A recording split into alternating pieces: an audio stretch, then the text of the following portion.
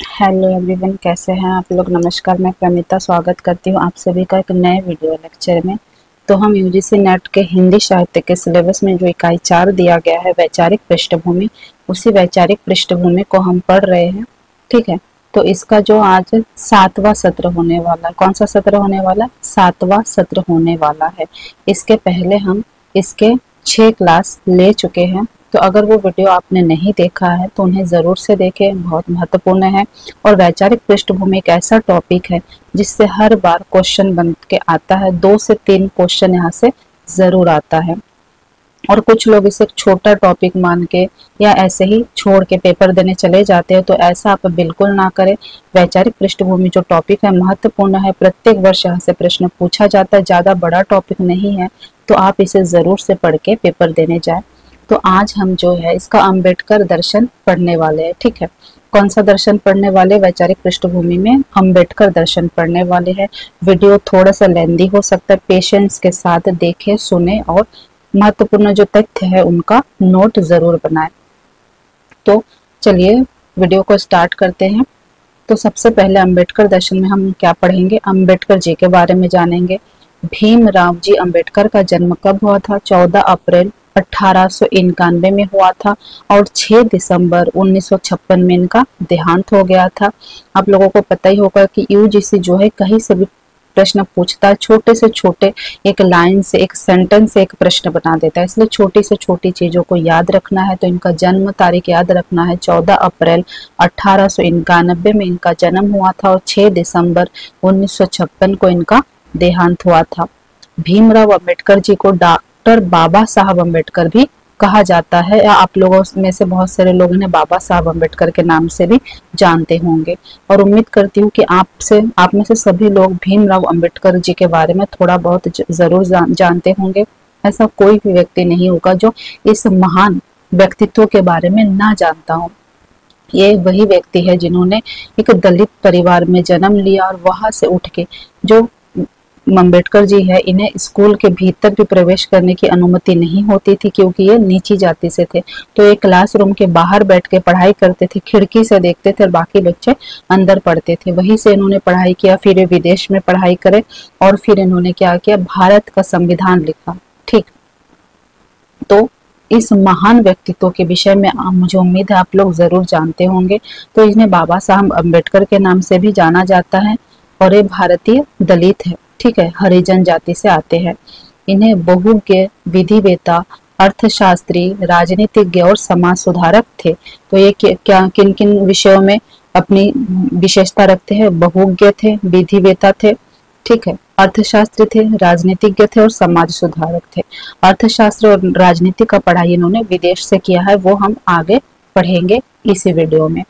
इन्होंने दलित हरिजन समाज बौद्ध आंदोलन को प्रेरित किया, और अछूतों, दलितों, हरिजनों से सामाजिक भेदभाव के विरुद्ध अभियान चलाया था। श्रमिकों, किसानों और महिलाओं के अधिकारों का समर्थन भी किया था। तो इन्होंने किसके किसके अधिकारों का समर्थन किया? श्रमिकों, किसानों और महिलाओं। उस समय काल में महिलाओं के साथ बहुत शोषण होता था, शारीरिक रूप से और मानसिक रूप से। तो उनके अधिकारों के लिए भी यहाँ पे भीमराव अंबेडकर जी ने आवाज उठाया था। खास करके दलित वर्ग के जो महिलाएं और स्त्रियां होती थी, उनके साथ बहुत अधिक शोषण होता था। तो इसके लिए उन्होंने किसानों, श्रमिकों, दलित महिलाओं के अधिकारों का समर्थन किया, उनके लिए आवाज उठाया। हम एक ऊपरी पढ़ रहे हैं भीमराव अंबेडकर जी के बारे में। अभी 1-2 स्लाइड में ऐसे पढ़ेंगे, फिर इनके बारे में डिटेल में पढ़ेंगे। एक ओवरव्यू आपके दिमाग में बन जाएगा, इसके बाद हम इनके बारे में डिटेल में पढ़ेंगे। वे स्वतंत्र भारत के प्रथम विधि न्याय मंत्री थे। अब इस लाइन से यूजीसी चाहे तो एक प्रश्न बना सकता है, क्योंकि यूजीसी के दिमाग का कुछ कह नहीं सकते, वो कहीं से भी एक छोटे से टॉपिक से प्रश्न बना देता है। मैंने पहले भी इस बात को कहा है कि जो प्रथम विधिवेता या स्वतंत्र भारत के प्रथम न्याय मंत्री कौन थे, इस प्रकार से भी प्रश्न बना सकते हैं। तो कौन थे? भीमराव अंबेडकर जी थे, प्रथम स्वतंत्र भारत के न्याय मंत्री या विधिवेता। भारतीय संविधान के जनक एवं भारत गणराज्य के निर्माताओं में से एक थे। तो भारत के संविधान के जनक किसे माना जाता है? अंबेडकर जी को माना जाता है। अंबेडकर विपुल प्रतिभा के छात्र थे। उन्होंने कोलंबिया विश्वविद्यालय और लंदन स्कूल ऑफ इकोनॉमिक्स दोनों ही विश्वविद्यालयों से अर्थशास्त्र में डॉक्टरेट की उपाधि प्राप्त की तथा विधि, अर्थशास्त्र और राजनीति विज्ञान में शोध कार्य भी किया। ठीक है, किस किस विषय में इन्होंने शोध कार्य किया? विधि, अर्थशास्त्र और राजनीति विज्ञान में। और इन्होंने कहाँ से पढ़ाई किया? कोलंबिया विश्वविद्यालय, लंदन स्कूल ऑफ इकोनॉमिक्स। तो इस यहाँ से प्रश्न बना था 2023 में या 2022 में ही यहाँ से प्रश्न आया था कि अंबेडकर जी ने किस यूनिवर्सिटी से पढ़ाई किया। ठीक है, तो 4 ऑप्शन थे जिसमें कोलंबिया विश्वविद्यालय भी था। तो इन्होंने कहाँ से पढ़ाई किया? कोलंबिया विश्वविद्यालय। शायद 2022 में प्रश्न आया था। कोलंबिया विश्वविद्यालय से इन्होंने पढ़ाई किया और लंदन स्कूल ऑफ इकोनॉमिक्स, दोनों जगह से इन्होंने पढ़ाई किया। व्यावसायिक जीवन के आरंभिक भाग में ये अर्थशास्त्र के प्रोफेसर रहे।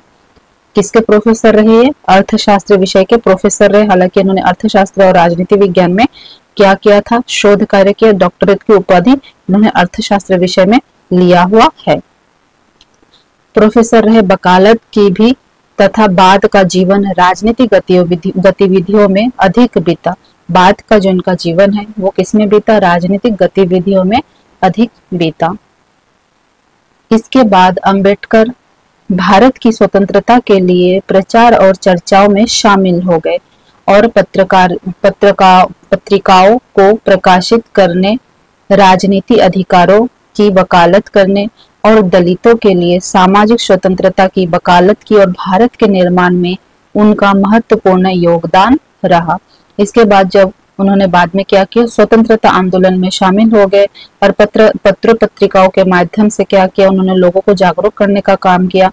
पत्रिकाओं के माध्यम से वो अपनी लेखनी लिखते थे और लोगों को जागरूक करते थे। उसके बाद इन्होंने दलितों के लिए भी सामाजिक स्वतंत्रता की वकालत की। वो स्वयं दलित वर्ग से आते थे तो उन्हें उनकी पीड़ा बहुत अच्छे से समझ में आता था। इसलिए उन्होंने क्या किया? दलितों के लिए सामाजिक स्वतंत्रता की, उनके साथ जो शोषण होता है दलितों के साथ समाज में, उसके लिए भी वकालत की और भारत के निर्माण में उनका महत्वपूर्ण योगदान रहा। हिंदू पंथ में व्याप्त कुरीतियों और छुआछूतों की प्रथा से तंग आकर सन 1956 में उन्होंने बौद्ध धर्म अपना लिया था। हिंदू धर्म में उस समय कर्मकांड बहुतायत होने लगी थी, जातिवादिता बहुत होने लगी थी। नीची जाति के लोगों को मंदिर में प्रवेश करने की, भगवान की पूजा करने की अनुमति नहीं थी। तो इस प्रकार से वो क्या हो गए थे? हिंदू जाति और हिंदू जाति में जो छुआछूत की एक भावना थी उससे तंग आकर उन्होंने क्या किया था? 1956 में बौद्ध धर्म अपना लिया था। क्योंकि बौद्ध धर्म में ऐसा कोई भी क्राइटेरिया नहीं था, आप किसी भी जाति, धर्म, वर्ग, समुदाय, संस्कृति से आते हो लेकिन आपको समानता दिया जाता है। इसलिए उन्होंने बौद्ध धर्म को अपना लिया था।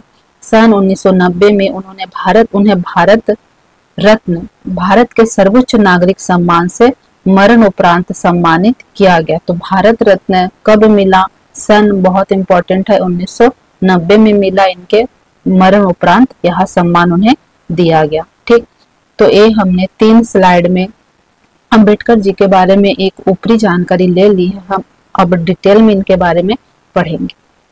तो सबसे पहले हम देखते हैं प्रारंभिक जीवन। तो अंबेडकर जी का प्रारंभिक जीवन देखते हैं, कहाँ से इनका जीवन प्रारंभ होता है। अंबेडकर का जन्म 14 अप्रैल 1891 को ब्रिटिश भारत के मध्य भारत प्रांत, जो जिसका नाम अब क्या है, मध्य प्रदेश में स्थित महू नगर सैन्य छावनी में हुआ था। कहाँ हुआ था? मध्य प्रदेश में स्थान है महू नगर, वहां के सैन्य छावनी में हुआ था। ठीक है, वे रामजी, मालोजी, सकपाल और भीमाबाई की 14वीं व अंतिम संतान थे। ठीक है, ये कौन से संतान थे? रामजी और भीमाबाई के 14वीं व अंतिम संतान थे। उनका परिवार कबीर पंथ को मानने वाला मराठी मूल का था। रहते ये लोग मध्य प्रदेश महू में थे, लेकिन ये मूल रूप से क्या थे? मराठी थे। और क्या थे? कबीर पंथ को मानने वाला था इनका परिवार। और वो वर्तमान महाराष्ट्र के रत्नगिरी जिले में अंबेडकर गांव के निवासी थे। ठीक है, वे हिंदू महार जाति से संबंध रखते थे। वे किससे संबंध रखते थे? हिंदू महार जाति से संबंध रखते थे, जो तब अछूत कही जाती थी। उस जाति को क्या कहा जाता था? अछूत कहा जाता था। और इस कारण उन्हें सामाजिक और आर्थिक रूप से गहरा भेदभाव सहन करना पड़ता था। किस प्रकार का गहरा भेदभाव?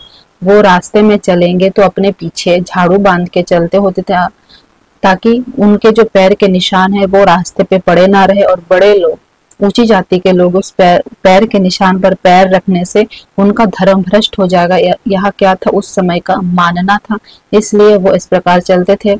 उन्हें मंदिर में प्रवेश करना निषेध था, वो मंदिर में प्रवेश नहीं कर सकते, मंदिर अपवित्र हो जाएगा। वो जो हैंडपंप लगा होता था गांव में, वह पानी नहीं पी सकते, उससे जल अपवित्र हो जाएगा। इस प्रकार की मान्यता होती थी। और क्या होता था? उन्हें किसी भी एक वर्ग में सम्मिलित नहीं किया जाता था, ऊंचे कार्यों में सम्मिलित नहीं किया जाता था, उन्हें शिक्षा की सुविधा नहीं दी जाती थी। तो बहुत सारी ऐसी चीजें हैं जिससे क्या हुआ, उनके साथ भेदभाव किया जाता था। आगे, अपनी जाति के कारण बालक भीम को सामाजिक प्रतिरोध का सामना करना पड़ रहा था। विद्यालयी पढ़ाई में सक्षम होने के बावजूद छात्र भीमराव को छुआछूत के कारण अनेक प्रकार की कठिनाइयों का सामना करना पड़ता था। उनके बचपन का नाम भीवा था। क्या था इनके बचपन का नाम? भीवा था। अंबेडकर का मूल उपनाम सकपाल की बजाय आवड बेकर लिखवाया था, जो कि उनके आवडवे गांव से संबंधित था, क्योंकि कोंकण प्रांत के लोग अपना उपनाम गांव के नाम से रखते थे। तो इनका जो पहला मूल उपनाम था सकपाल की वजह क्या था? आवड वेकल लिखाया गया था। बाद में एक देव रूखे ब्राह्मण शिक्षक कृष्णा केशव अंबेडकर, जो उनसे विशेष स्नेह रखते थे, उन्होंने आवडवेकर हटाकर अपना सरल अंबेडकर उपनाम जोड़ दिया। तब से आज तक अंबेडकर नाम से जाने जाते हैं। तो यह अंबेडकर जो नाम से दिया गया, अंबेडकर जी को किसने दिया? एक देवरुखे ब्राह्मण शिक्षक ने दिया। ठीक है, देवरुख के कौन थे? ब्राह्मण शिक्षक थे, जिसका नाम क्या था? कृष्णा केशव। क्या नाम था? कृष्णा केशव। अप्रैल 1906 में जब भीमराव लगभग 15 वर्ष आयु के थे, तो 9 साल की लड़की रमाबाई से उनकी शादी करवा दी गई। तो उस समय की प्रथा थी कि कम उम्र में बच्चों की शादी करा दी जाती थी, 15 वर्ष की आयु में, जबकि उस समय 15 वर्ष और 9 वर्ष, लड़की का उम्र देखिए सिर्फ 9 वर्ष, 9 वर्ष की लड़की रमाबाई से उनकी शादी कराई गई थी। तब वे 5वीं अंग्रेजी कक्षा पढ़ रहे थे। उन दिनों भारत में बाल विवाह का प्रचलन था। जब इनकी शादी हुई थी तो कौन सी कक्षा में वे पढ़ाई कर रहे थे? 5वीं कक्षा में पढ़ाई कर रहे थे। आगे इनकी शिक्षा के विषय में देख लेते। प्राथमिक शिक्षा इन्हें कहाँ से प्राप्त हुआ? अंबेडकर ने सातारा नगर में राजबाड़ चौक पर स्थित शासकीय हाई स्कूल, अब प्रताप सिंह हाई स्कूल, उस समय पे स्कूल का क्या नाम था? राजबाड़ा चौक पे था, और स्कूल का नाम था शासकीय हाई स्कूल, जिसका वर्तमान नाम है प्रताप सिंह हाई स्कूल, में 7 नवंबर 1900 को अंग्रेजी की पहली कक्षा में प्रवेश लिया। इसलिए 7 नवंबर को महाराष्ट्र में विद्यार्थी दिवस के रूप में मनाया जाता है। किसके नाम से? अंबेडकर जी के नाम से। माध्यमिक शिक्षा इनका 1897 में अंबेडकर का परिवार मुंबई चला गया, जहां उन्होंने एल्फिंस्टन रोड पर स्थित शासकीय हाई स्कूल में आगे की शिक्षा प्राप्त किया। किस स्कूल में? एल्फिंस्टन रोड में स्थित शासकीय हाई स्कूल में आगे की शिक्षा प्राप्त किया। अंबेडकर विश्वविद्यालय में स्नातक अध्ययन 1907 में किया। ठीक है, अंबेडकर ने जो विश्वविद्यालय में स्नातक की शिक्षा है वो 1907 में ली। उन्होंने अपनी मैट्रिक परीक्षा उत्तीर्ण की और अगले वर्ष उन्हें एल्फिंस्टन कॉलेज में प्रवेश मिल गया, जो कि बॉम्बे विश्वविद्यालय से संबंधित है। तो उन्हें बॉम्बे के विश्वविद्यालय में मैट्रिक के बाद क्या हुआ? कॉलेज में प्रवेश मिल गया। इस स्तर पर शिक्षा प्राप्त करने वाले अपने समुदाय से वे पहले व्यक्ति थे। हालांकि वो नीची जाति के होने के कारण उन्हें शिक्षा प्राप्त करने में बहुत कठिनाइयों का सामना करना पड़ा, लेकिन वो हार नहीं माने और वो कहाँ तक पहुंच गए, कॉलेज पहुंच गए। वो अपने समुदाय के ये प्रथम व्यक्ति थे जो यहाँ तक पहुंचे थे। 1912 तक उन्होंने बॉम्बे विश्वविद्यालय में अर्थशास्त्र और राजनीति विज्ञान में कला स्नातक बीए प्राप्त की और बड़ौदा राज्य सरकार के साथ काम करने लगे। उसके बाद 1912 तक उन्होंने बीए की परीक्षा उत्तीर्ण की और वहां के बड़ौदा राज्य के सरकार के साथ काम करने लगे। कोलंबिया विश्वविद्यालय में स्नातकोत्तर अध्ययन। वे कोलंबिया कैसे पहुंचे? 1913 में आम्बेडकर 22 वर्ष की आयु में संयुक्त राज्य अमेरिका चला गया।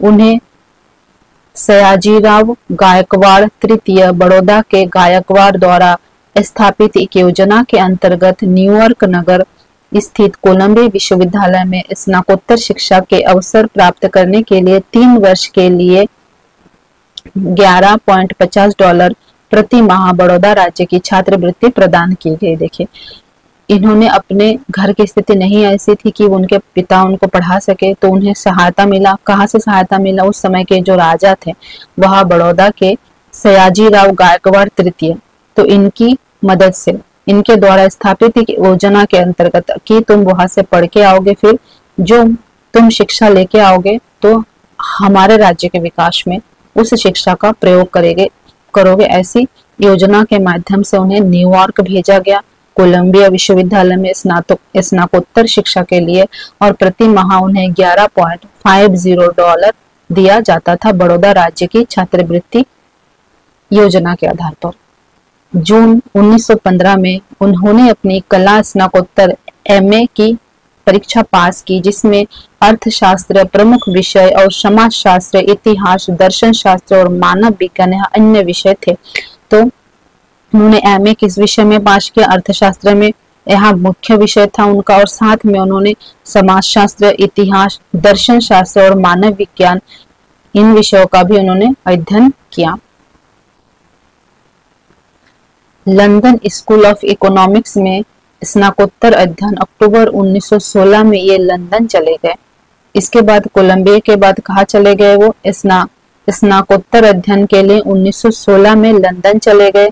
वहां उन्होंने ग्रेज इन में बैरिस्ट कोर्स विधि अध्ययन के लिए प्रवेश लिया। विधि अध्ययन यानी वकालत की पढ़ाई के लिए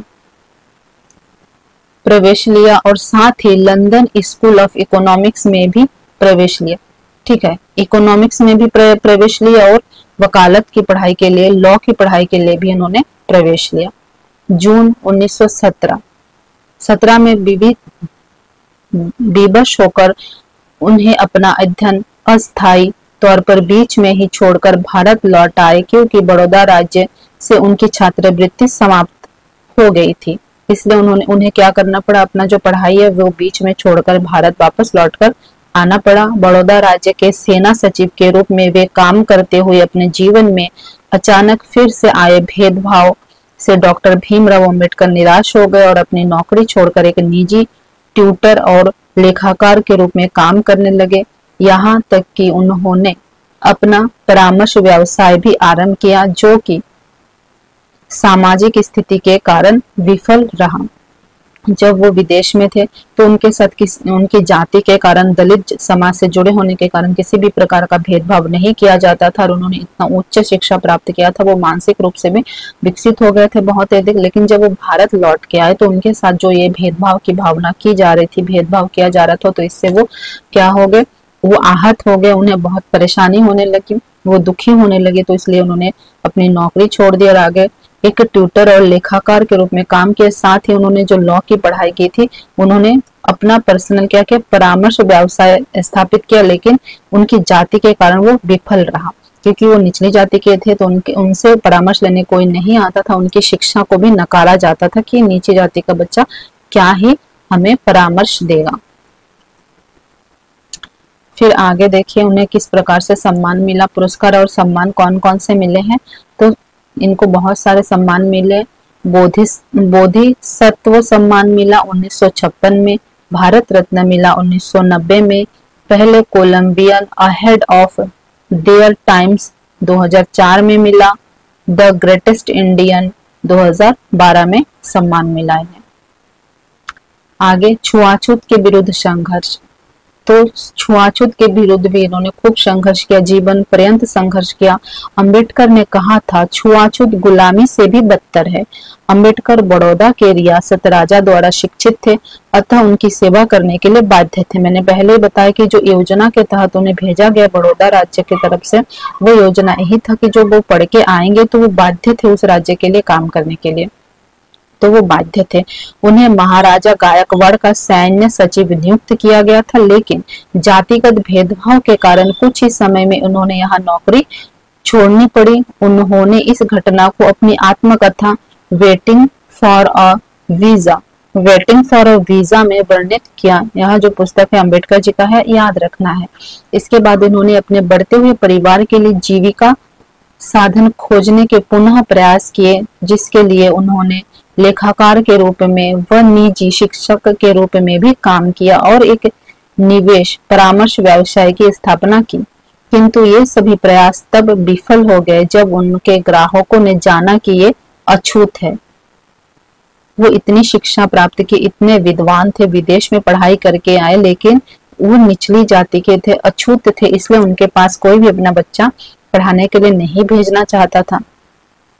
1918 में ये मुंबई में सिडनहॉल कॉलेज ऑफ कॉमर्स एवं इकोनॉमिक्स में राजनीतिक अर्थशास्त्र के प्रोफेसर बने। हालांकि वे छात्रों के साथ सफल रहे, फिर भी अन्य प्रोफेसरों ने उन्हें अपने साथ पानी पीने के बर्तन साझा करने पर विरोध किया। देखिए उस समय क्या मानसिकता थी, या अभी भी यहाँ मानसिकता देखने को मिलता है।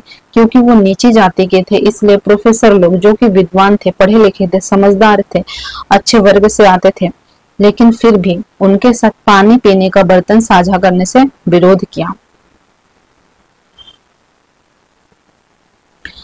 अब तक भीमराव अंबेडकर आज तक की सबसे बड़ी अछूत राजनीति हस्ती बन चुके थे। उन्हें मुख्य धारा के महत्वपूर्ण राजनीतिक दलों की जाति व्यवस्था के उन्मूलन के प्रति उनकी कथित उदासीनता की कटु आलोचना की। जो मुख्य राजनीतिक दल है, ठीक है, उन्होंने जो जाति प्रथा बना के रखा है, छुआछूत बना के रखा, उसकी इन्होंने अंबेडकर जी ने कटु आलोचना की। अंबेडकर ने भारतीय राष्ट्रीय कांग्रेस और उनके नेता महात्मा गांधी की भी आलोचना की। उन्होंने उन पर अछूत समुदाय को एक करुणा की वस्तु के रूप में प्रस्तुत करने का आरोप लगाया। महात्मा गांधी जी ने भी छुआछूत का विरोध किया, लेकिन जाति प्रथा का समर्थन किया गांधी जी ने। इस बात पे अंबेडकर और महात्मा गांधी जी के बीच में हमेशा टकरार होता था। और यह कोटेशन आ सकता है कि क्या यह कथन सत्य है या असत्य है, तो कथन याद रखना है। जो भी हम पढ़ रहे हैं प्रत्येक लाइन को दिमाग में रखना है। कहीं से भी 2 लाइन 3 लाइन दे सकते हैं कि क्या यह कथन सत्य है या असत्य है। अंबेडकर ने भारतीय राष्ट्रीय कांग्रेस और उसके नेता महात्मा गांधी जी की आलोचना की।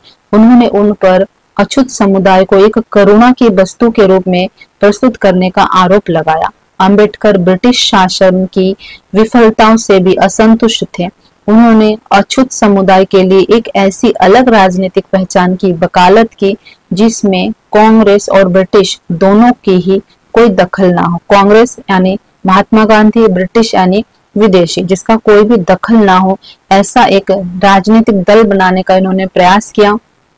क्योंकि वो दलित थे, तो दलित लोगों के सहयोग से उन्होंने ऐसा बनाने का प्रयास किया राजनीतिक दल। आगे लंदन में 8 अगस्त 1930 को एक शोषित वर्ग के सम्मेलन यानी प्रथम गोलमेज सम्मेलन के दौरान अंबेडकर ने अपनी राजनीतिक दृष्टि को दुनिया के सामने रखा। उनके अनुसार शोषित वर्ग की सुरक्षा उसके सरकार और कांग्रेस दोनों से स्वतंत्र होने में है।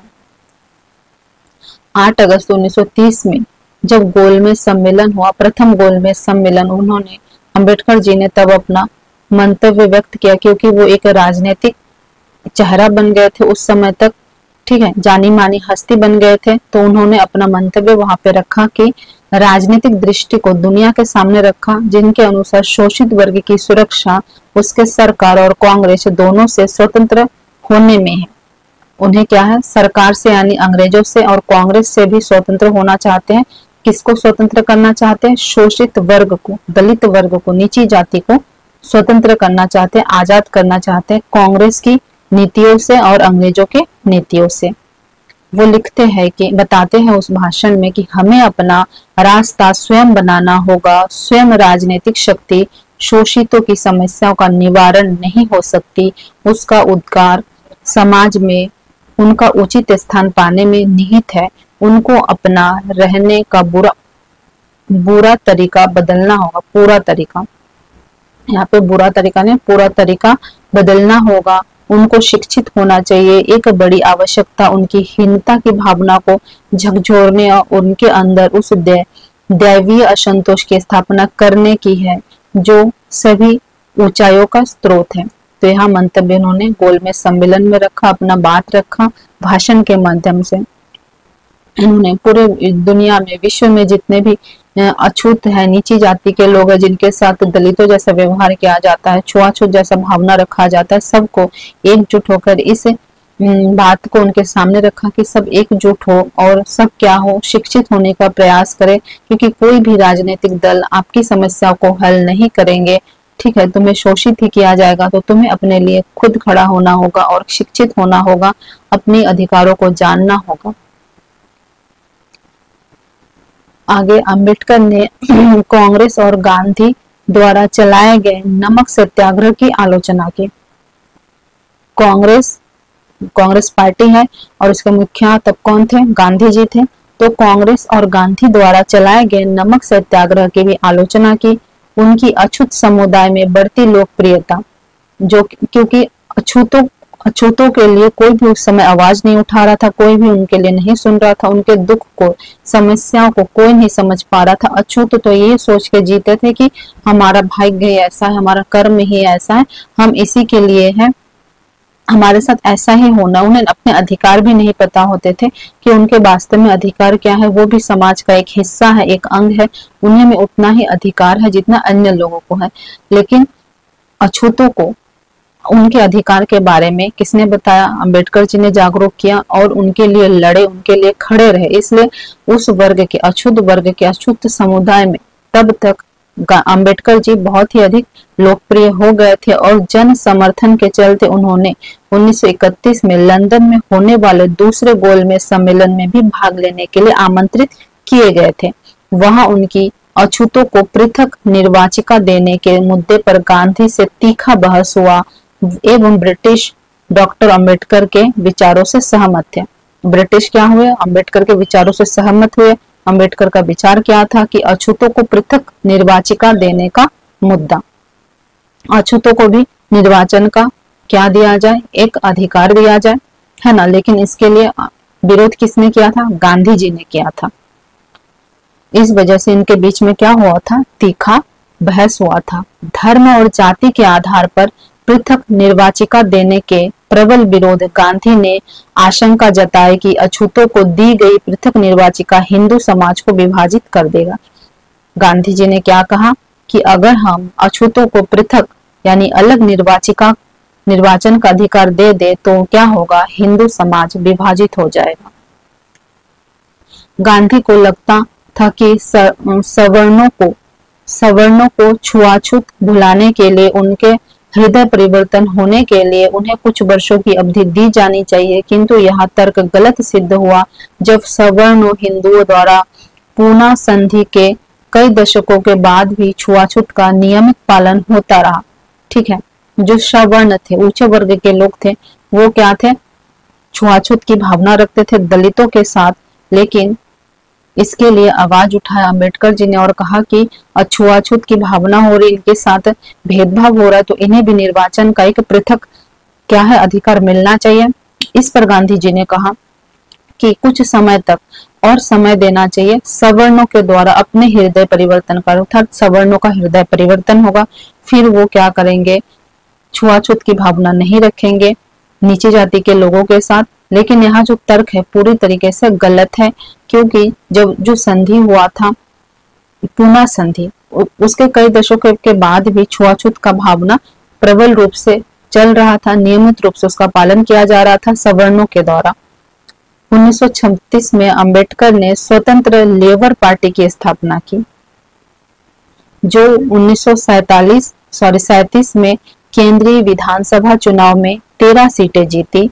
अंबेडकर को बॉम्बे विधानसभा के विधायक के रूप में चुना गया। वह 1942 तक विधानसभा के सदस्य रहे और इस दौरान उन्होंने बॉम्बे विधानसभा में विपक्ष के नेता के रूप में भी कार्य किया। तो स्वतंत्र लेबर पार्टी की स्थापना किसने की और कब किया, ये प्रश्न बन सकता है। तो स्वतंत्र लेबर पार्टी की स्थापना अंबेडकर जी ने किया और कब किया, 1936 में किया।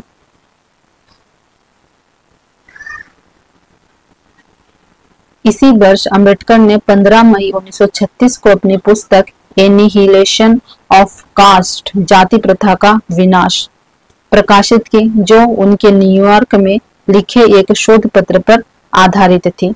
तो यहाँ से भी प्रश्न बन सकता है कि जाति प्रथा का विनाश पुस्तक किसका है या फिर इसका प्रकाशन कब हुआ था। तो 15 मई 1936 को हुआ था और इसके लेखक कौन थे, अंबेडकर जी थे। एनी, इंग्लिश और हिंदी दोनों नाम याद रखना है। एनिहिलेशन ऑफ कास्ट के लेखक कौन है, अंबेडकर है। प्रकाशन कब हुआ था, 15 मई 1936 को हुआ था। इस पुस्तक में अंबेडकर ने हिंदू धार्मिक नेताओं और जाति व्यवस्था की जोरदार आलोचना की। उन्होंने अछूत समुदाय के लोगों को गांधी द्वारा रचित शब्द हरिजन पुकारने के कांग्रेस के फैसले की कड़ी निंदा की, क्योंकि जो कांग्रेस पार्टी थी वो क्या बुलाते थे, छुआछूत की भावना रखते थे और नीचे जाति के लोगों को हरिजन बुलाते थे। धर्म परिवर्तन की घोषणा, अंबेडकर जी ने अपने जीवन काल में धर्म भी परिवर्तन किया, क्योंकि हिंदू धर्म के कर्म कांड विधान से और हिंदू धर्म में जो छुआछूत की भावना, ऊंची नीची जाति की भावना थी, इससे वो परेशान हो गए थे। तो 10-12 साल हिंदू धर्म के अंतर्गत रहते हुए बाबा साहब अंबेडकर ने हिंदू धर्म तथा हिंदू समाज को सुधारने, समता तथा सम्मान प्राप्त करने के लिए तमाम प्रयास किए। हिंदू धर्म में क्या है, समानता नहीं है और नीचे जाति के लोगों को सम्मान नहीं दिया जाता है। तो इसके लिए उन्होंने खूब प्रयास किया कि समानता का विकास हो इस धर्म में, सभी नीची ऊंची जाति के लोगों को समान रूप से देखा जाए और उन्हें सम्मान दिया जाए, मगर ऐसा नहीं हुआ। उन्होंने खूब प्रयास किया, विफल रहे, परंतु सवर्ण हिंदुओं का हृदय परिवर्तन ना हुआ, उल्टे उन्हें निंदित किया गया, हिंदू धर्म विनाशक तक कहा गया। क्या कहा गया उन्हें, हिंदू धर्म विनाशक तक कहा गया। उसके बाद उन्होंने कहा कि हमने हिंदू समाज में समानता का स्तर प्राप्त करने के लिए हर तरह से प्रयत्न और सत्याग्रह किया, परंतु सब निरर्थक सिद्ध हुए। हिंदू समाज में समानता के लिए कोई स्थान नहीं है। महत्वपूर्ण कोटेशन है, याद रखना है कि हिंदू समाज में समानता के लिए कोई भी स्थान नहीं है। यह जो कथन है भीमराव अंबेडकर जी का है। हिंदू समाज का यह कहना था कि मनुष्य धर्म के लिए है, जबकि अंबेडकर का मानना था कि धर्म मनुष्य के लिए है। तो दोनों देखिए कथन एक दूसरे के विपरीत है। जो हिंदू समाज के लोग थे, सवर्ण लोग थे, उनका मानना था कि मनुष्य किसके लिए है, धर्म के लिए। मनुष्य का जन्म क्या होता है, धर्म के पालन के लिए होता है। मगर यहाँ पर अंबेडकर जी का मानना था कि नहीं, ये गलत है, धर्म मनुष्य के लिए होता है।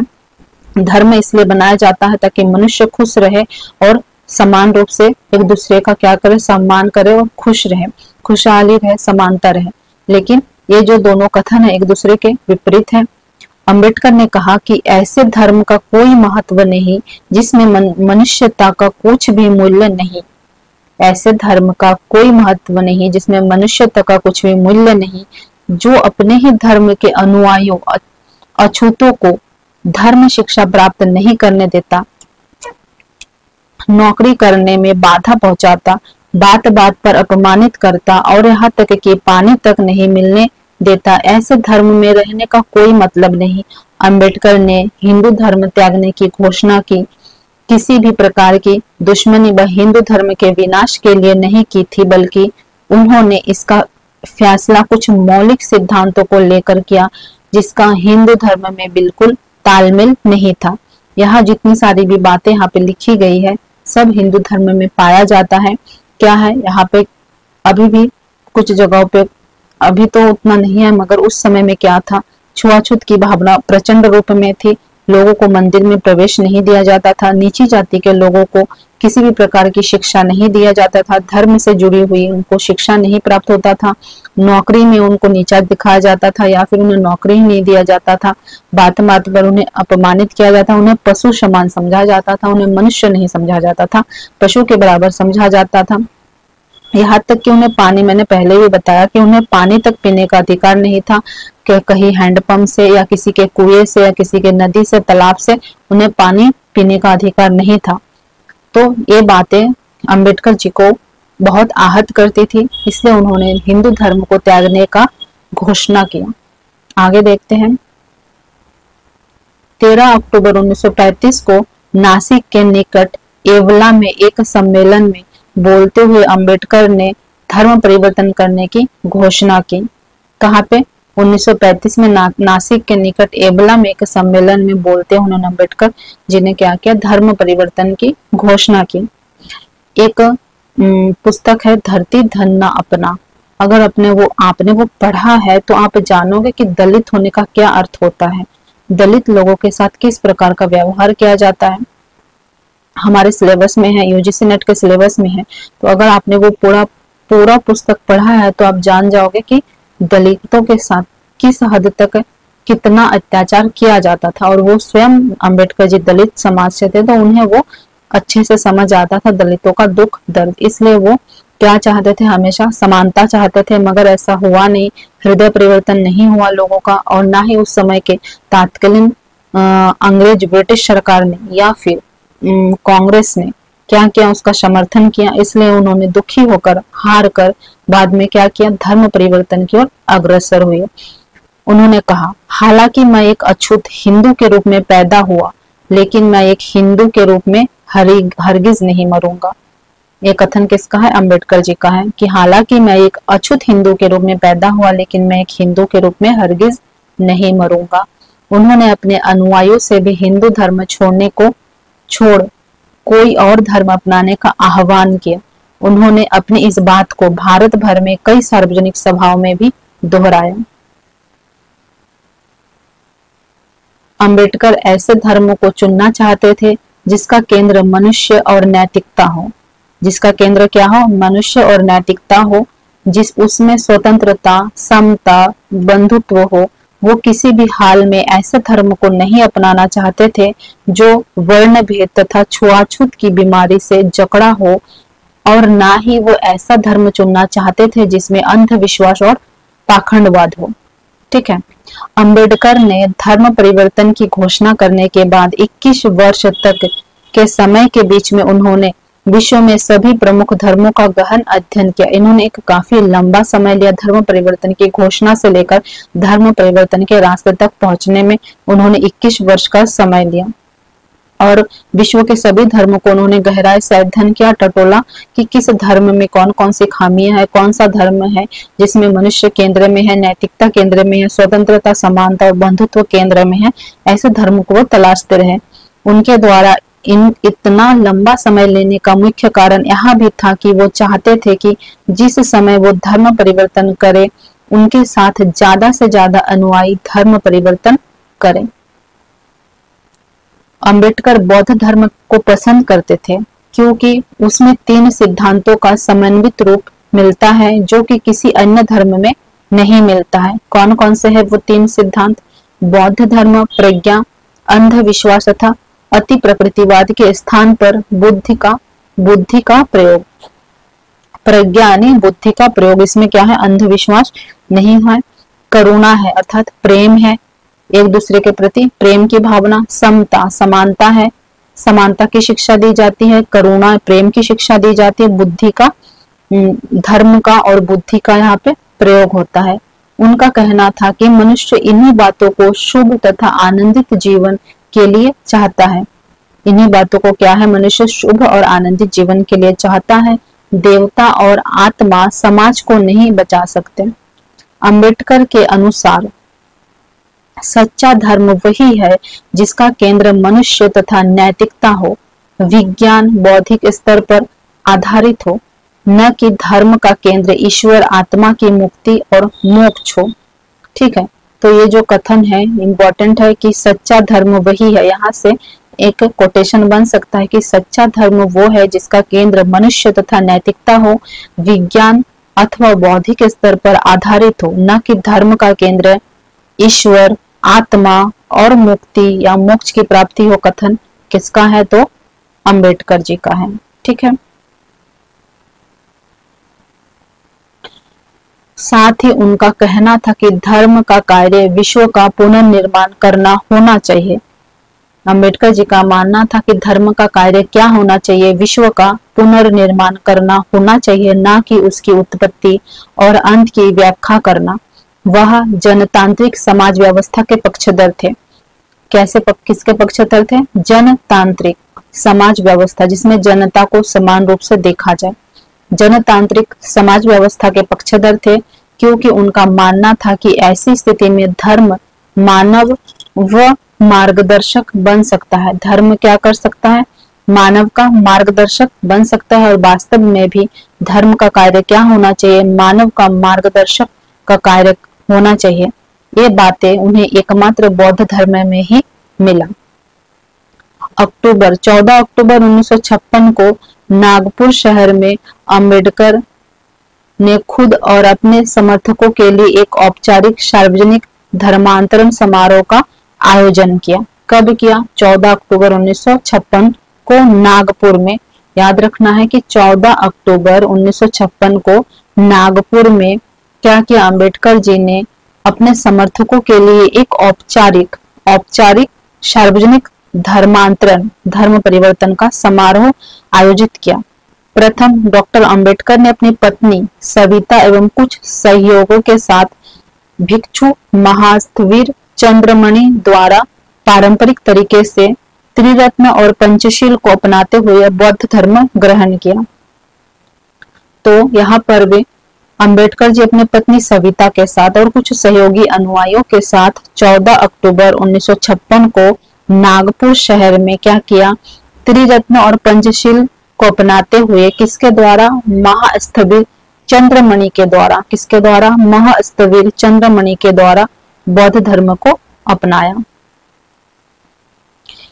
इसके बाद उनके अपने 5 लाख अनुयायियों को त्रिरत्न पंचशील और 22 प्रतिज्ञाएं देते हुए नवयान बौद्ध धर्म में परिवर्तन किया गया। अर्थात अंबेडकर जी के साथ 5 लाख लोगों ने हिंदू धर्म को छोड़कर बौद्ध धर्म को अपनाया था उस समय।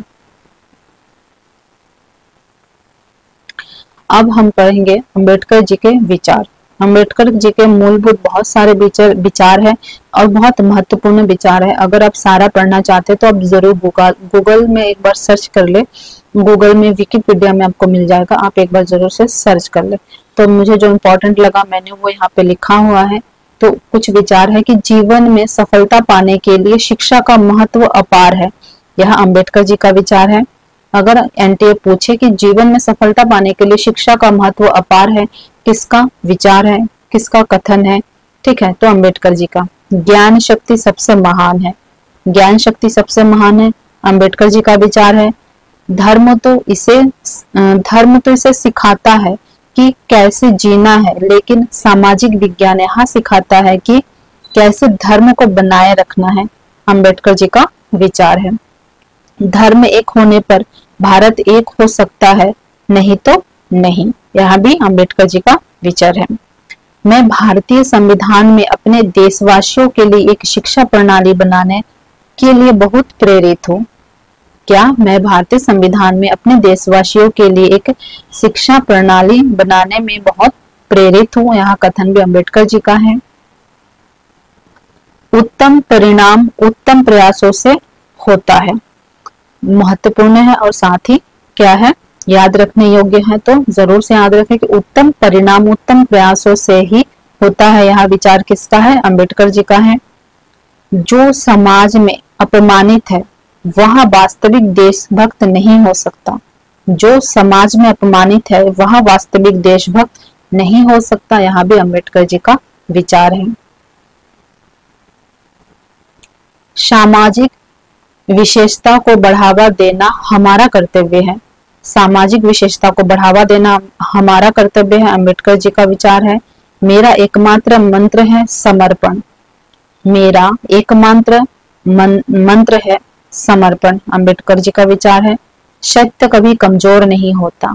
सत्य कभी कमजोर नहीं होता, महत्वपूर्ण है और पूछा जा सकता है पेपर में कि सत्य कभी कमजोर नहीं होता किसका कोटेशन है, तो अंबेडकर जी का।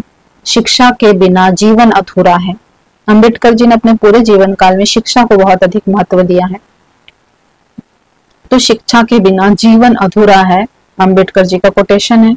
शिक्षा ही वह दर्शन है जो हमें अपने लक्ष्य तक पहुंचाता है, यहाँ भी अंबेडकर जी का कोटेशन है। मेरा विश्वास है कि समाज की सभी समस्याओं का समाधान शिक्षा में है।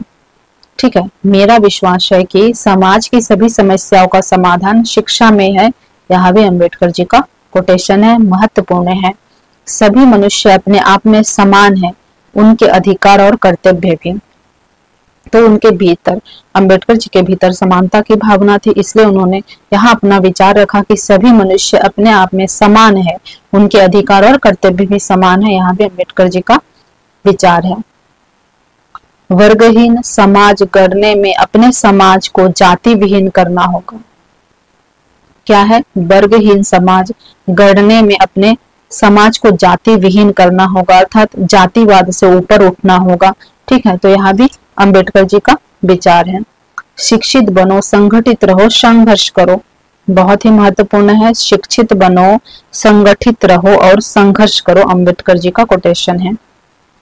शिक्षा वो शेरनी है, यहाँ पेपर में आया भी था, जो इसका दूध पिएगा वो दहाड़ेगा। शिक्षा वो शेरनी है जो इसका दूध पिएगा वो दहाड़ेगा, तो यहाँ भी अंबेडकर जी का कथन है।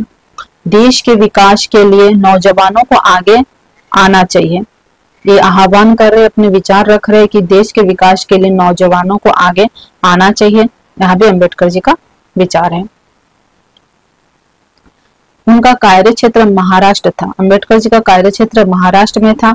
मराठी वहाँ की जनभाषा है और उस समय महाराष्ट्र की शोषित एवं दलित जनता ज्यादा पढ़ी लिखी नहीं थी, वह केवल मराठी ही समझ पाती थी।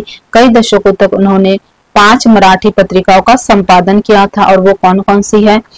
मूकनायक 1920 में, इसका संपादन कौन कर रहे थे? अंबेडकर जी कर रहे थे, महत्वपूर्ण है, सारे लिख के रखना, याद करना है। जनता 1930 में, मूकनायक 1920, जनता 1930, बहिष्कृत भारत 1927, और ये सारे जो पत्रिका है किस भाषा में लिखे जा रहे थे? मराठी भाषा में। बहिष्कृत भारत 1927, समता 1928, प्रबुद्ध भारत 1956, मूकनायक जनता, बहिष्कृत भारत समानता, प्रबुद्ध भारत, मूकनायक जनता, बहिष्कृत भारत समानता और प्रबुद्ध भारत।